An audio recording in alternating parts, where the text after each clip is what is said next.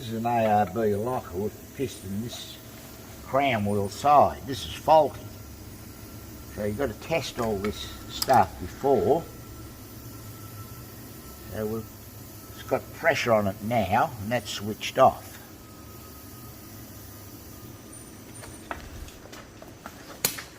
So it appears to be holding pressure before it'll just drop off this pressure gauge.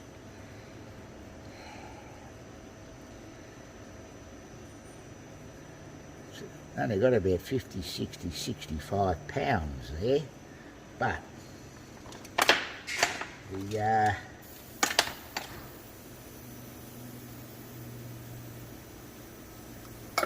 you can put it in a different airline here. Now, had more pressure the other day, I'm pretty sure, but try it along the line there. I did turn both that. I'll go and check the compressor. Just start all of this. Well, there's about 90 psi. That's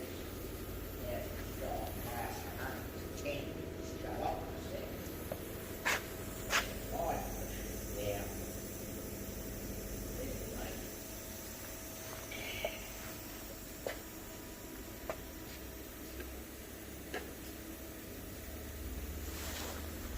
So, I had this all together, this diff lock, leaks. Should have checked individually like this in the first place. Now we've got up to about 110 psi there. Shut the valve off, that's the supply line. So it's holding pressure, see, not dropping off. You have the compressor starting and stopping in the car. And you've got the diff lock engaged. This is faulty. This they apparently made a new design of one of these. It might be a bit softer. To me it's a bit hard. So we can safely now put the thing together and we'll test it again when it's together. So just stop at that. And recording now. This is all back together now. It's been on 100 psi for the last 5 minutes, so it's obviously sealing because this valve is shut off.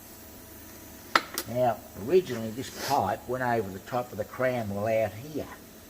Well, that's no good because even when they're installing it, they push the copper pipe sometimes down on the crown wheel, or when you're going across corrugated roads up the bush, vibrating like anything, this copper pipe just drops down and rubs on the crown wheel and wears a hole in it, then the diff lock don't work. Why they never thought of putting that up through here and out there, I'll never know. But anyway, this pipe can be all anchored here for wires and drill a hole through that. The wire will go through there.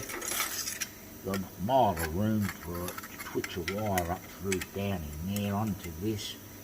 We can drill a hole through that and twitch it straight to that.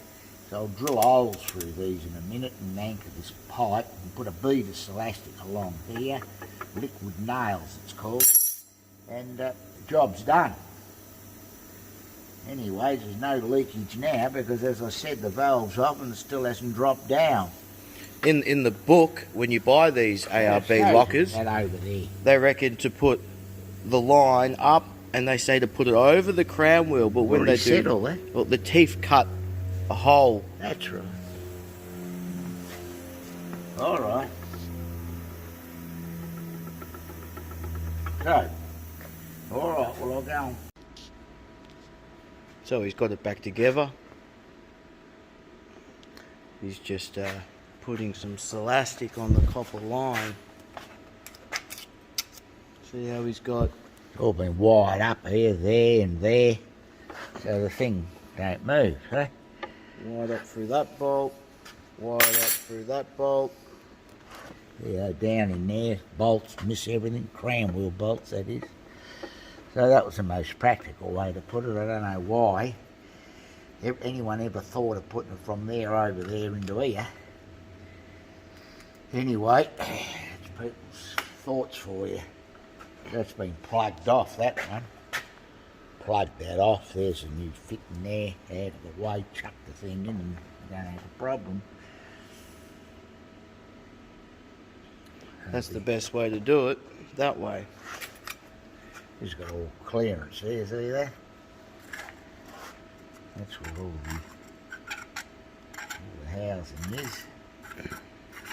So that should have more clearance there. That shouldn't foul. So anyway, Drill a hole through the bolt and put a wire through it.